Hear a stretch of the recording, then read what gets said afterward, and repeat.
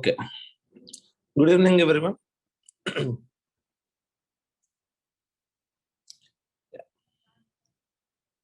Good evening. Yeah. So I'll share my screen. 1 second. Yep. Okay. So today we are going to discuss two topics today. The two topics are permutation combinations and probability. Okay.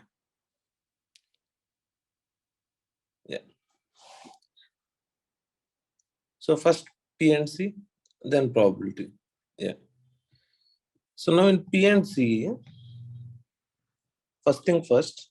So let me just briefly, okay, go through the formula or whatever is required. Okay. Yeah. So in PNC, you have the whole of PNC. You can actually divide it into two parts. Okay. So one is selection and other one is arrangement. Okay. So selection means here, so you are selecting from some set of objects. Okay. So some set of objects are given. You know the difference, right, between selection and arrangement. Okay. So I'm not going that much deep also. Just whatever the formulas and things which you need for the exam. No? Those things I want to explain. Now, selection you can do from distinct objects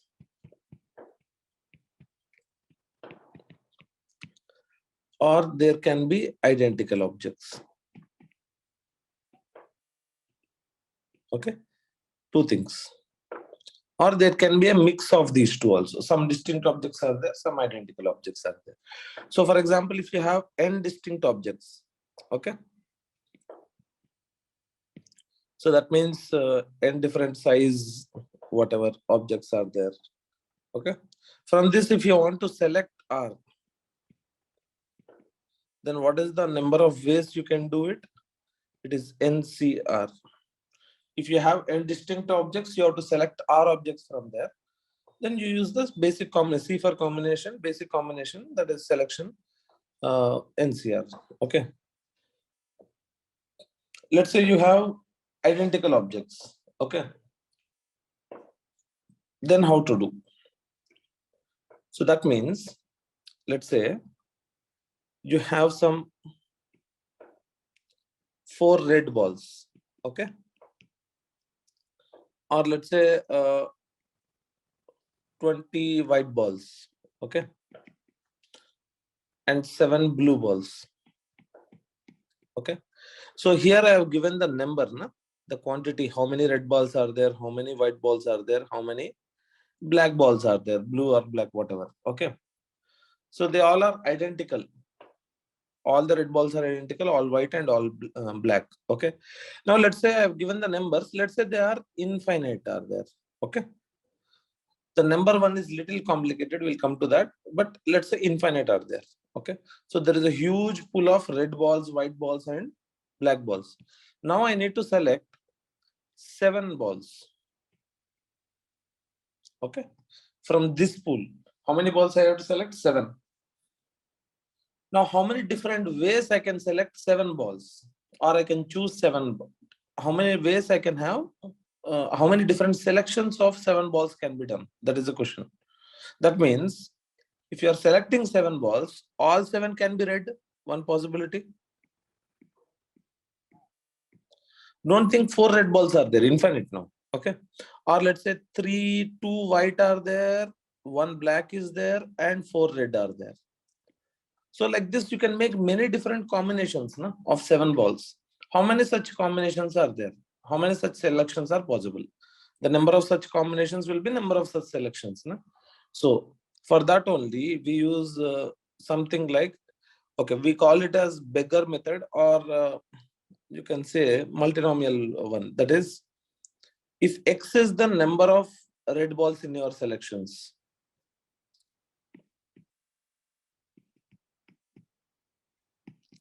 and Y is number of white balls in the selection, and Z is number of black balls in the selection. Now, once you select 7 balls from this pool, then it means indirectly X plus Y plus Z must be 7. Correct? You're selecting 7. Okay. So the number of different selections is equivalent to number of different solutions for this. Now you may say, sir, there are infinite solutions now for that one. X plus Y plus Z is equals to 7. I'll come to that. Now, if I ask you X plus Y is equals to 3, how many solutions are there? Yes, infinite solutions are there. But if I keep a condition, X, Y must be whole numbers. That means X can be 0, then Y can be 3, 1, then 2, 2, then 1, 3, then 0. Only 4 solutions are there. No? So here also, you can't select 1.1 red balls, no? Or minus 3.5 red balls. So what is the condition here? X, Y, Z belongs to whole number. So you will come across these kind of, whenever you are doing selection from identical objects, okay? You will come across this problem statement. How many solutions are there for this equation if X, Y, Z are what here? Whole numbers. That is the question now. So for that only we have a formula. That is, general formula is, if x1 plus x2 plus x3 plus so on till x r, you can say r is equals to n. So your r different types of identical objects are there. R colors are there here in this case. Okay. The sum of all the colors must be n. That means you are selecting how many objects? N objects. Correct? So now the formula will be n plus r minus 1, c r minus 1. So number of solutions.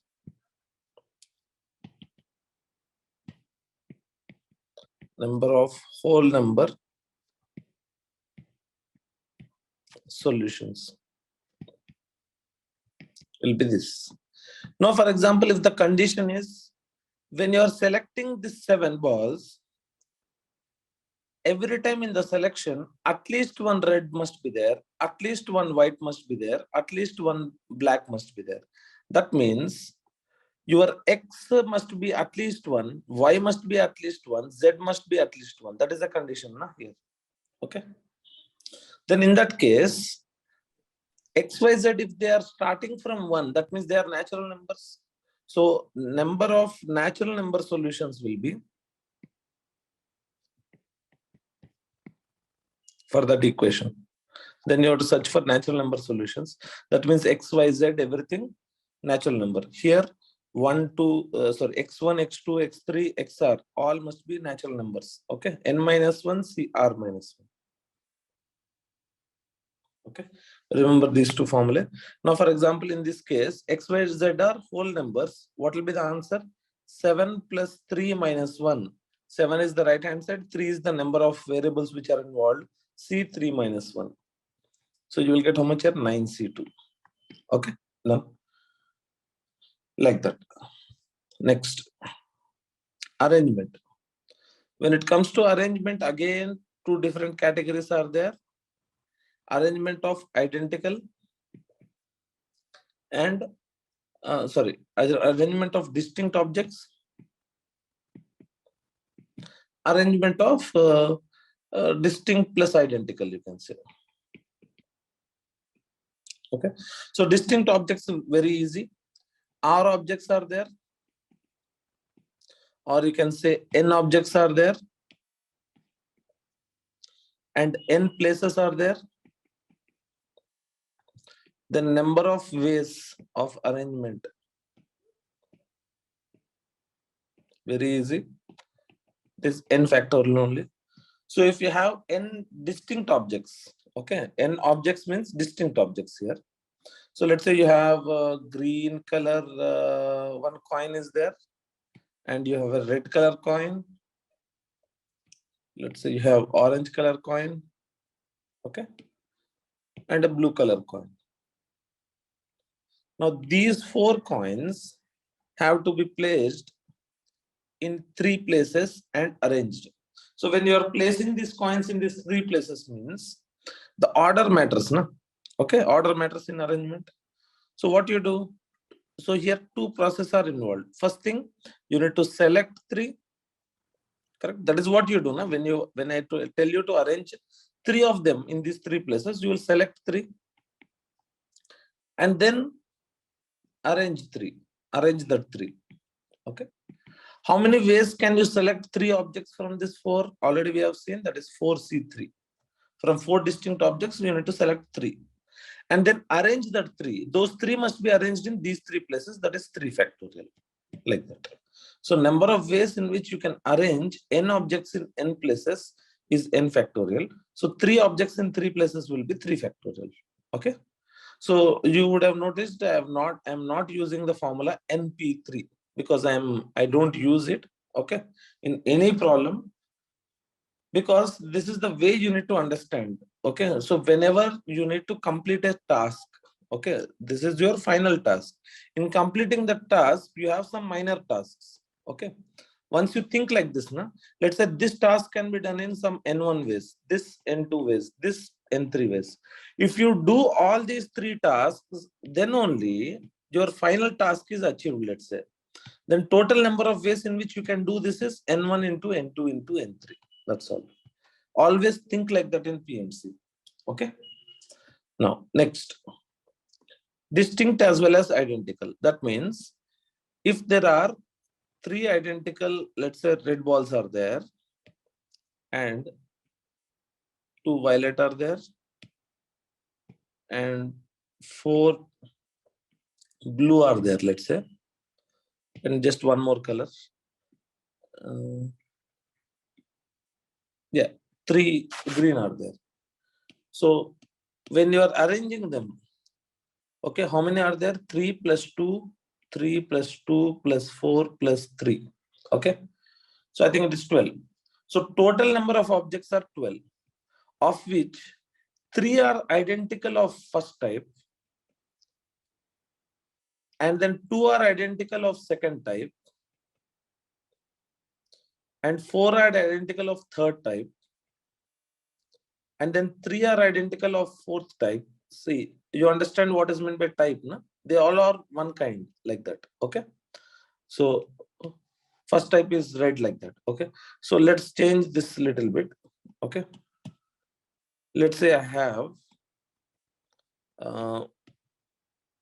one more yellow ball is there and one more pink ball is there. Okay, so now the total number of objects are how many? Total number is 14 now. Okay, and then you have 2 objects which are distinct. Okay, now whichever identical objects are there, the number of identical objects are these, na? So the total number of arranging these 14 objects in a line, if these 14 objects were distinct, then the answer would have been 14 factorial. But now, since some of them are identical, the answer will be 14 factorial by, now first type, how many are there? 3 factorial. Second type, 2 factorial. Third type, 4 factorial. Fourth type, 3 factorial. That's all. Okay, yeah. Now, let us start solving the questions. Yeah.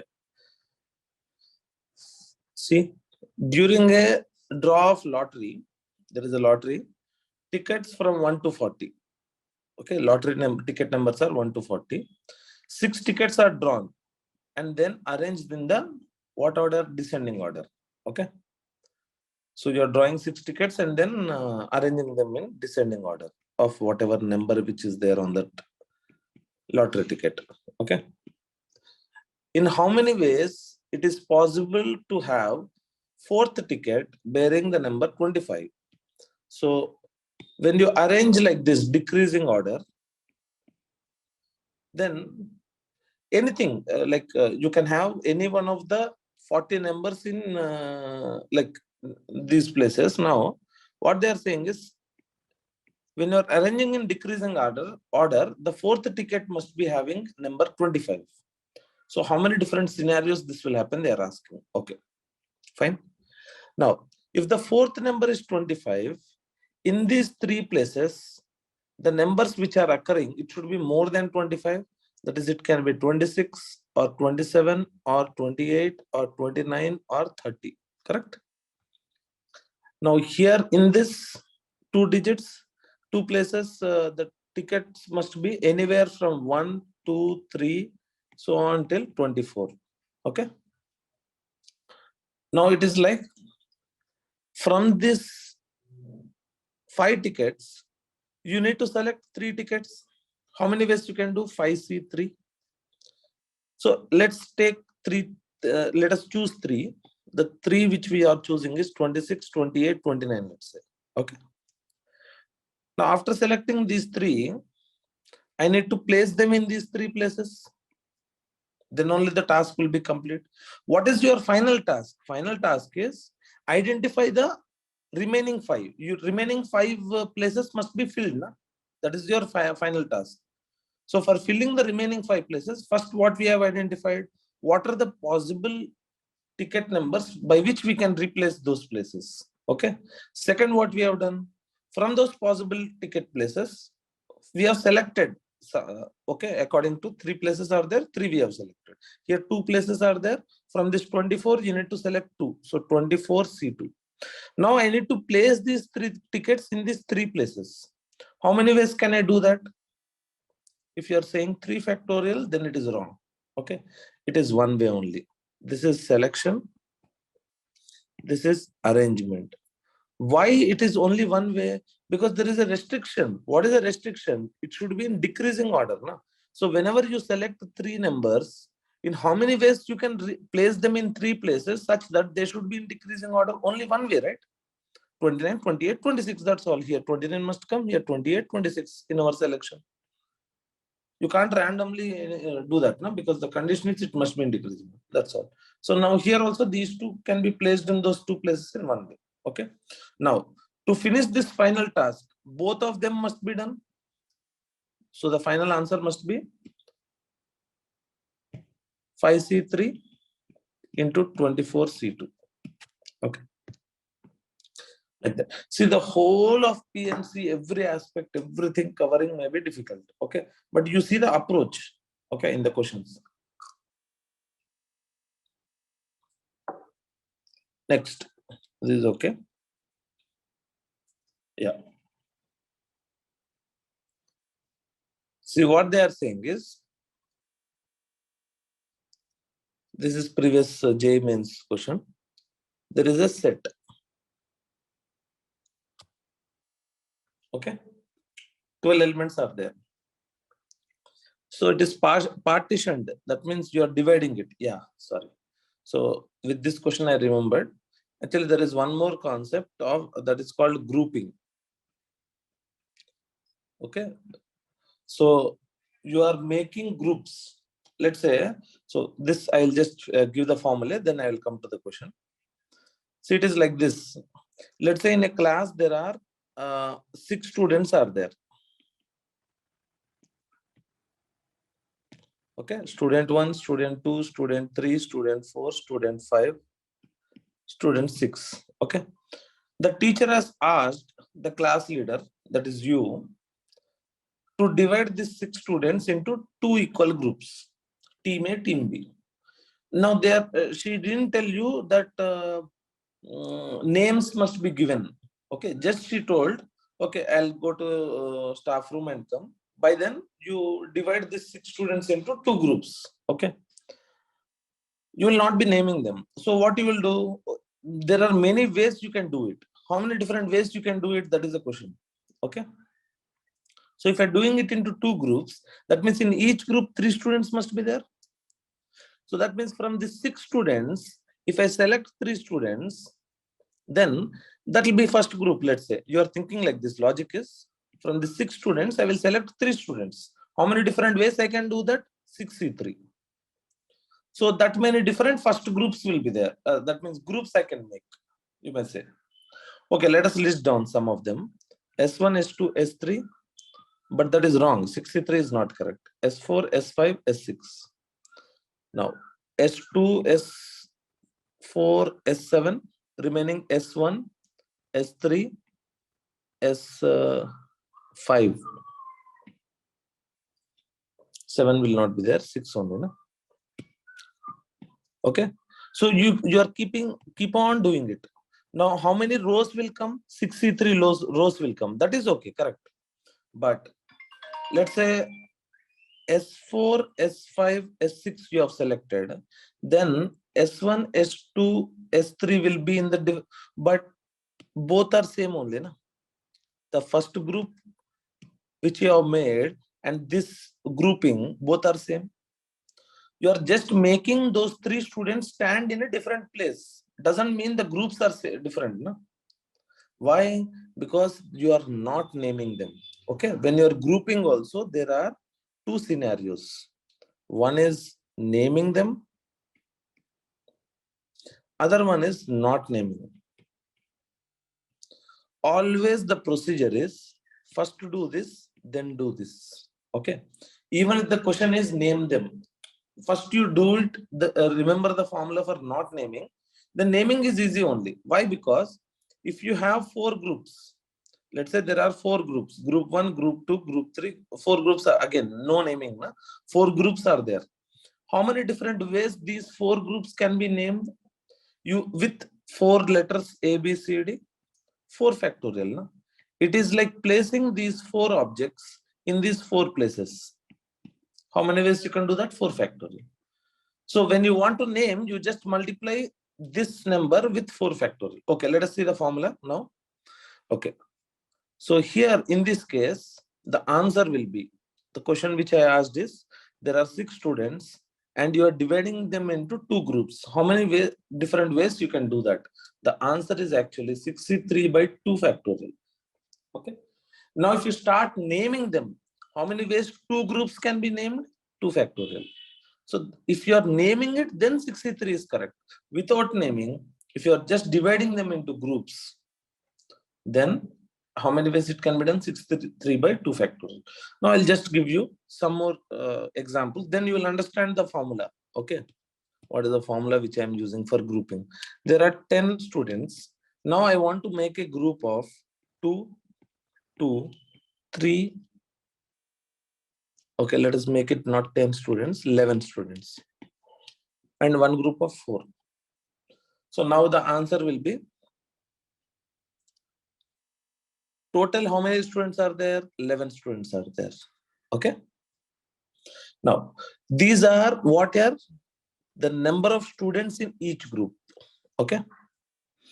Now multiply all of those factorials.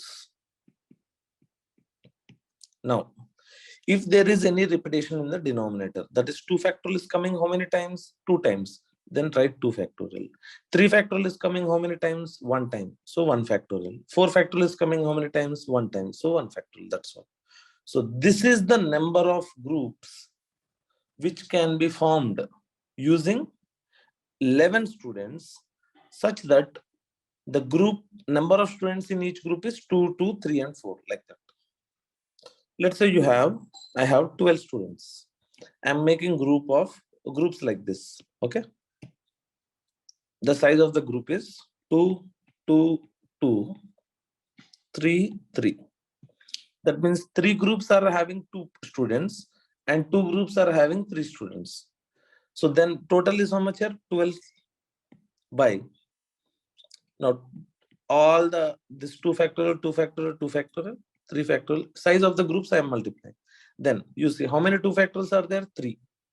So because 3 2 factorials are there, we need to write 3 factorial.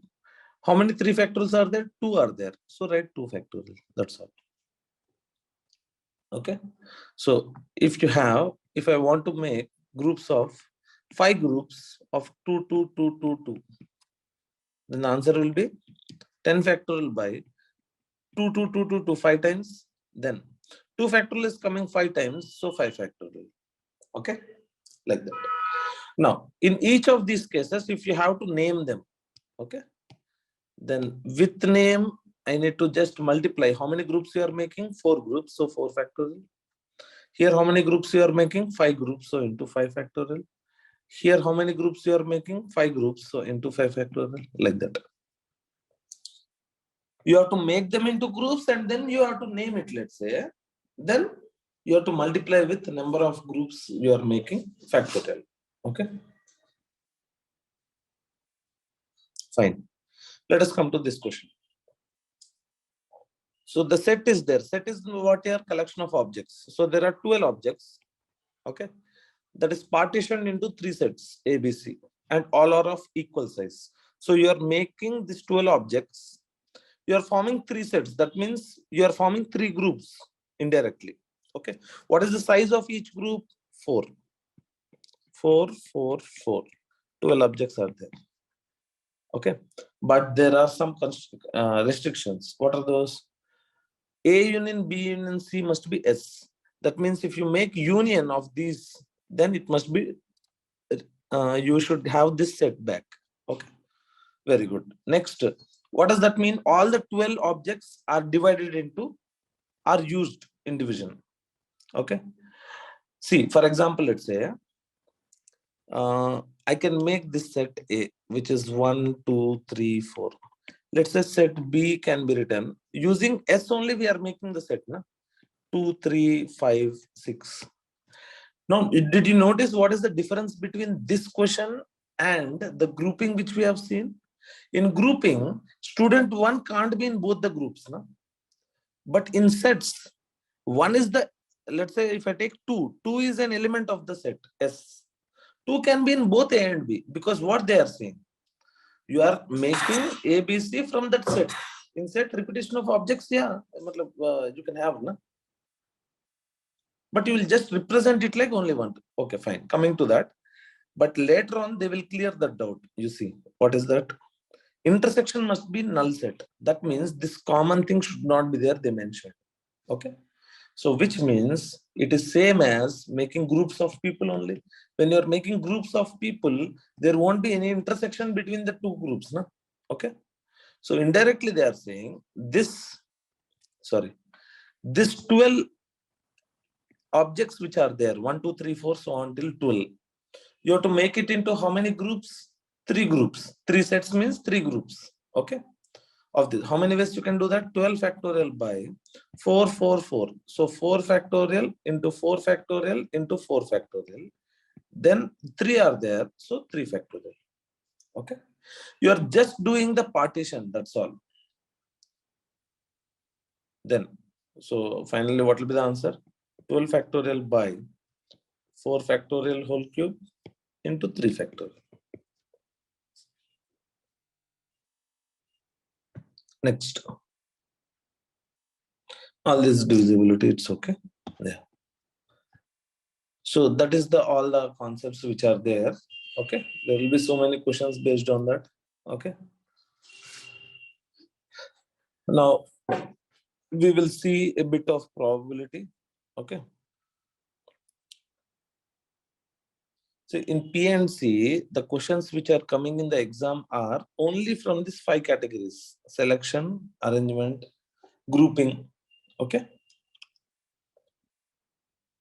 Like that. Okay. When it comes to probability. Okay. Simple guys, probability chapter can be, you can say like this. Okay. See, you should understand these things. Main importantly in exam what are coming, I'm concentrating on that. You should know what is independent and dependent events. At least you should understand now how to identify 2 events are independent or dependent. Next.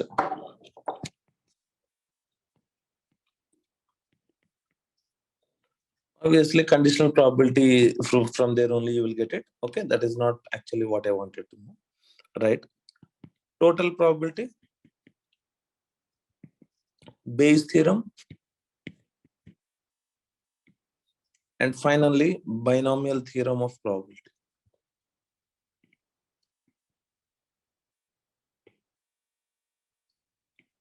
Okay, simple. First, independent and dependent. Okay. See, I just want to give a different direction, matlab, the direction in which normally the probability questions and everything must be approached. I just want to give that direction, because if you start doing questions of probability, you know how many are there. Okay. Loads and loads. And each one will be different also. Okay. So general concept of probability is like this. First thing, there is something called event set. No? So your random experiment means something is happening. Okay. Some like rolling of dice or tossing a coin. Okay. Or picking a card, picking two cards. Okay. Picking three cards one by one after replacement. Picking three cards one by one without replacement. All these are some random experiments. Okay. So the outcomes of the random experiment which are there, you will write it as an set. For example, if it is tossing a coin, simple, heads and tails.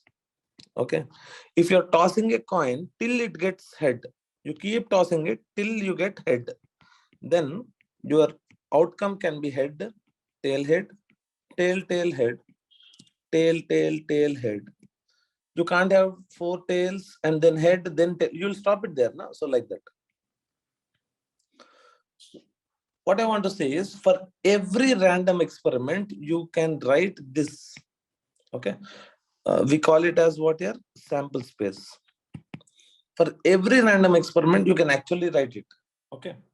Whatever may be the random experiment, like they will give in probability some questions, na? That in a family, there are 5 boys and let's say 3 girls are there. How many ways can you select 2 kids? Okay. Then what will be your sample space? The sample space will be either you can select 2 boys, boy, girl, that's all, or girl, girl. Like this, you can write the sample space. No? Now, the important part here is the individual, whatever things are there here in the, whatever I'm writing in the sample space, they are called outcomes. For example, in this question, if I ask you, okay, tell me what is the probability that if I select 2 kids from this family, both of them are boys. Obviously, the answer is not 1/3. Okay. Because if you're selecting 2 people, then the chances are not equal. Na? Getting both of them as boys, one boy, one girl, and girl and girl. Okay. So so these outcomes have different probability. Na? P1, P2, and P3. So since P1, since this term is important, P1 is not equals to P2 or P3, and the same way. So not all three are not same. Na? Since P1, P2, P3, all three are not same, then what do we call these outcomes? Not equally likely. Okay. So these 3 outcomes are not equally likely. For example, if I ask you, I'm selecting I'm selecting 2 kids from this family. Find the probability of having a boy in it. Then which means, which outcomes will satisfy this one? Having a boy in it means these 2. So what is the probability of getting BB? P1. What is the probability of getting BG? P2. So the probability of having a boy in it will be P1 plus P2. That's all. Whatever complicated problem is there, okay, if you can write the sample space, you can simply add like this: P1 plus P2. At least one girl means P2 plus P3. Now, individually, this outcome probabilities you should be able to find. What is the probability of having both of them boys? So 5C2, from five boys, you are getting 2 boys. That is the favorable outcome. Na? Total will be from 8, any 2 you are selecting. That's all. That is P1. P2 like that you can write. Okay. P2 will be one boy and one girl must be selected. That is 5C1 from 5-1 and from 3 girls 1. From total possible ways of 8C2. Like that. Okay. Fine. Next. Total probability and Bayes theorem together we can discuss. Okay. How means I'll tell you. Let me use up this space. Yeah. See, how you can say is, this is like detective question, detective problem.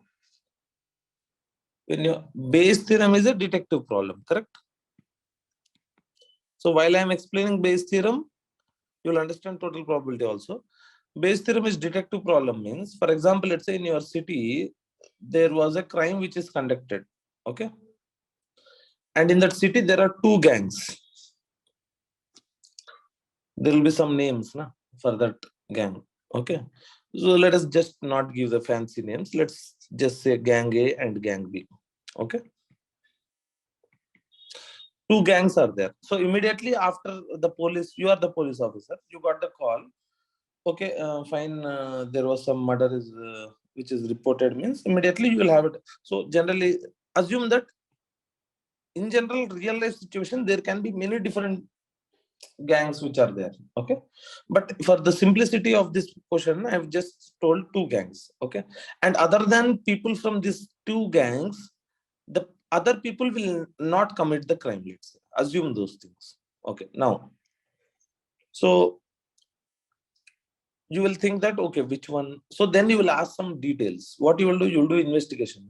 You will go for and ask for some details there. Then they told ki okay, these are the details which they told. Okay, the people who have come, they come by car. Okay, that is one detail you have got from the people. And the people who have come for doing this murder, they used gun. You got that from the that like viewing the dead body, that they have used gun. Okay, fine. So with these two, let's say gang A is responsible for 70% of crimes in the city, and gang B is responsible for 30% of the crime in city. Initially, when you got a call, you will suspect gang A would have done the murder. Yes. Okay. But now, after investigation, what is the purpose of investigation? You will get more precise information, right or not? Your probabilities of finding the thief will be more after the investigation than before that. Okay, now let us see the patterns. Gang A does this is historical data. Now I am giving the complete question to you. Okay, that is gang A. So now this is information. Next comes question. Gang A previously historically, if you see, they travel mostly by bike only. In 80% of the cases, they travel by bike and they do the murder. In 20% cases, they do the murder by traveling with car. Okay, they go on car and do the murder in only 20% of the situations. Okay, and gang B, they use mostly bike, car only. In 90% of the situations they use car. In 10% of the situations they use bike. Okay, that is about the vehicle. When it comes to types of murder, gang A generally they do a lot of the murders with knife only, not gun. Okay, that is 90% of the murders they do with knife only. Only 10% of the murders they do it with gun. And whereas gang B, they do 70% of the murders with gun and 30% of the murders with knife. Now you are a detective or whatever, okay, name you want to give. So this is history. Now you understood the crime scene, no? That in the crime scene there was car which was found before the murder, at the time of murder, and the gun was used. Now this is historical data. Initially, if this without this information, your guess would have been gang A has done the murder. What is the probability gang A to be doing the murder? 0.7. What is the probability that gang B has done the murder? 0.3. This is before the information. No? Now, once the information comes in, you should not give again 0.7 and 0.3. Okay. Now, how we will, let us see. So it is like this. The murder has happened. It could have been from gang A or gang B. So what is the probability that it is from gang A? 0.7. This is before any information. And what is the probability that it is from gang B? 0.3. Okay. Now, if gang A has done the murder, then what is the probability that they would have used a bike? What is the probability that they have used a car? What is the probability they have used a bike? 0.8. What is the probability that they have used a car? 0.2. Same way, if gang B has done the murder, then what is the probability that they have used a bike? It is 0.1. Okay. What is the probability that they have used a car? From this historical information, I am writing them. Okay. What is the probability they have used a car? 0.9. Okay. Now there is one more level of information. Okay. So let us do one simple question first. Then we'll go to the next level. So let us say only this part is the information. And again, let us not bother about the gun. Only one thing is at the crime scene, car is seen. Okay. So now this path, what does it mean? This path, if I'm going, this orange color one, that means what is the probability that gang A has done the murder using the bike? Okay, that is 0.7. What is the probability gang A has done the murder? 0.7. No? Using bike means 0.7 into 0.8, like that. What is the probability that gang A has done the murder with using car? 0.7 into 0.2, like that. That is the meaning of that complete path. Okay. Now here in this question, now the investigation question is what here? On the crime scene, what you have seen? You have seen a car. So tick mark that one, car. Now what you do is, you just see what paths are leading to that car, whichever option you have ticked. This is one path. This is like that. Okay. Now, if you start writing 0.7 into 0.2, that means in that branch you multiply them. Across the branches, you add all those 0.3 into 0.9. I have written some number here. Okay. What is this number? Will come to that. Okay. With this, you will reach the outcome of car. Now, if the question is like this, now you're a detective. Now, what question I will ask finally?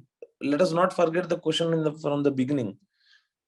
What is the probability that this murder has been done by gang A? Okay. So this pink color, whatever are there, that is the total possible paths onto the given scenario. That is murder with car. What is the contribution from this branch you have to see? What is the contribution? 0.7 into 0.2. Because what is my question? What is the probability that the murder is done by gang A? Okay. So then this is denominator is only total probability. Okay. Fine. So how did I write the denominator? Let me just explain.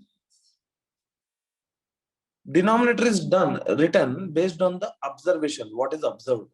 Okay. So here the observation is, in the crime scene, the car was found during the murder. Okay. Some witness has told car was there during the murder. So based on the information, interrogation, or forensic information or whatever it is, you write the denominator. Okay.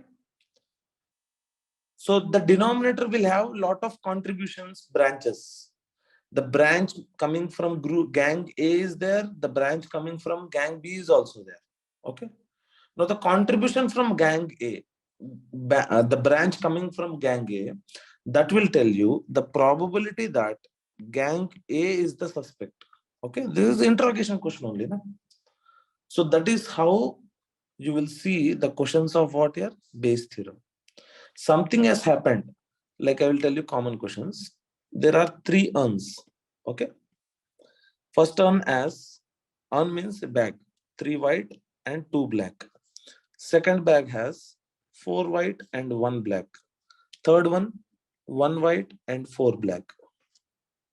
Okay. Now what you are doing is you are selecting one ball and you have found it to be black. You have selected one ball and found to be black. Now the investigation information is this only, no? You have found a black ball. Okay, after selection. Now I am asking you the question: what is the probability that it has come from bag 1? Okay. What is the probability that this black ball which you got finally, it is from bag 1? Okay. So what you do? So 3 bags are there. First thing is what you're selecting a bag. Now they have not given anything, so 1/3 probability here I am writing. Because any bag you can select, no? At random you are selecting. Now here the probabilities which I have given initially is what here? 0.7 and 0.3. There I have given 1/3, 1/3, 1/3. Here why I have given 0.7 and 0.3? Because historical data says if there is a murder which has happened, there is 70% chance that it is from gang A and 30% that it is from gang B. So 70% of the time path A will happen, 30% of the time second path will happen. But here equally probable, no? all 3 paths. That means I can select bag 1 or bag 2 or bag 3, equal probability. Now after selecting bag 1, now on which I have to put a tick mark on what has happened. That means what has happened, you are selecting a ball and it is found to be black. So black I will write, and other one is not black. If you are selecting, it may be white or whatever it may be. Okay. So because I am only worried about this tick mark. So here also one black will come. Other one is not black. Okay. I will not even fill them because we are not using those branches. Na? Black, that's it. Now, from the bag 1, what is the probability here of getting a black ball?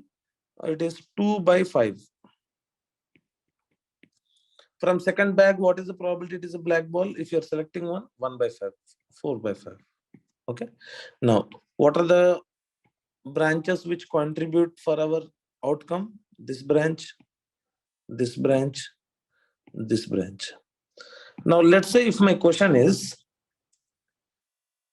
like this. Let's say there are 3 bags with some XYZ content. That means this content. Okay. You are randomly selecting one bag and then selecting a ball. What is the probability that the ball which you select is of black color? That means what is the probability that this paths would have been chosen? What you will say? That is 1/3 into 2/5 plus 1/3 into 1/5 plus 1/3 into 4/5. What is this? Whatever final answer which is there, this is the probability that when you select a bag and a ball, that ball is black. Okay. This is only total probability. But now what is the question? The question is the ball is found to be black. Now this becomes then observation, no? Or information. They're asking what is the probability that it is coming from bag 1. So that means what is the contribution from this branch? What is the contribution from that branch? 1/3 into 2/5. That's all. This is what here the probability that black ball which you are getting at the end is from first bag. That's all. That is only Bayes theorem, and whatever is in the denominator, that is only what here total probability. Okay. Now, last, what is there? Binomial theorem of probability.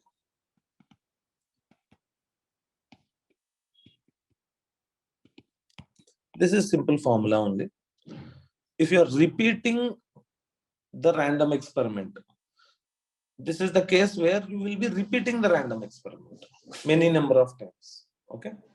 Tossing a coin repeatedly 10 times you are tossing. That means your random experiment is tossing a coin. You are doing it 10 times like that. So if you repeat a random experiment n times and clearly the success and failure is defined beforehand. Now, when you're tossing a coin, what is success? What is failure? There is nothing defined. Na? If head is a success, getting a head is a success, tail is a failure, then it is defined. Okay. Success means getting a head. So for every random experiment, some outcomes determine success, some outcomes is failure, for example.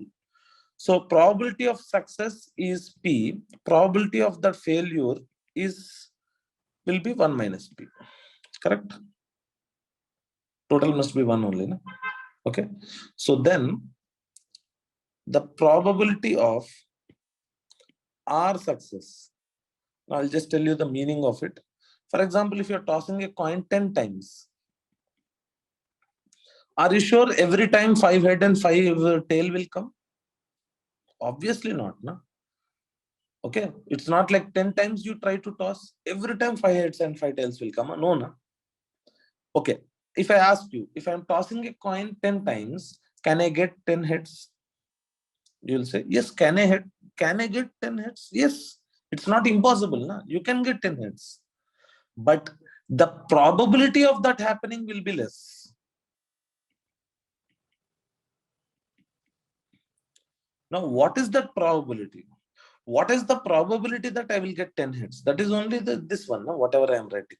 The probability of R success. If getting hits is a success, then probability of R 10 success here. And how many times you are conducting the random experiment? 10 times. So your N is 10 and R is 10. And what is the probability of success? 1 by 2. Na? Getting a head is a success in this case. For example, if you are rolling a dice, let's say the success is getting 1 and 5. Failure is getting 2, 4, 2, 3, 4, 6. So what is the probability of success? 2 by 6. That is 1 by 3. That is 2 outcomes by 6 outcomes. Like that. So probability of getting R success when you repeat a random experiment n times is NCR into P power R into 1 minus P power n minus R. That's all. Okay. Fine. So I'll share this document, guys. Actually, the questions are there for practice. Okay. Because, like PNC probability, it is weightage is less, but only from selected. Okay. If the question is easy, it will be very easy in the exam. Otherwise, it will be very tough. So that's why I've chosen my explanation to some parts of theory only today, not the questions and all, because the questions are infinite. Well, it's a big ocean pool in PNC and probability. Okay. So at least with theory, I can cover something. No? Okay. Fine. So next, the topic which will be there for the next class, what is remaining is complex numbers and that stuff, some remaining ones. Okay.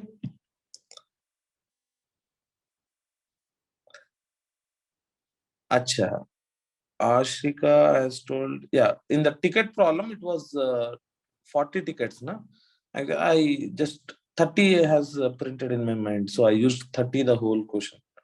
So same thing you can do for 40. Okay. Yeah. Fine. Okay, guys. So that's it for today. So tomorrow you'll have questions on complex numbers. Okay. Fine. Okay. Thank you, everyone. Okay. Thank you, guys.